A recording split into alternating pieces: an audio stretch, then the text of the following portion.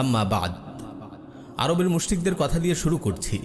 মহান আল্লাহ তাআলা কোরআন মাজিদে আরবের মুশরিকদের একটি অবস্থা তুলে ধরেছেন। আরবের মুশরিকদের রীতি ছিল বড় আজব। যখন সাগরে উত্তাল ঢেউ তরঙ্গে বেষ্টিত হয়ে পড়ত এবং সাক্ষাৎ মৃত্যুর সম্মুখীন হতো, তখন তাদের কোনো মূর্তির কথা স্মরণ হতো না, দেবদেবীর কথাও না।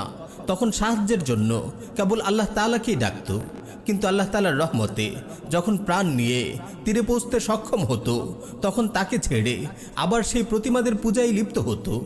তাদের এই বিপরীতমুখী অবস্থা সম্পর্কে মহান আল্লাহ তাআলা বলেন, ফাইযা রাকিবু ফিল ফুলকি দাউল্লাহা মুখলিসিনা লাহুদ্দিন ফালাম্মা নাজ্জাহুম ইলাল বাররি ইযা হুম ইউশরিকুন। তারা যখন নৌকায় চড়ে তখন তারা আল্লাহকে ডাকে তার আনুগত্যে একনিষ্ঠ হয়ে।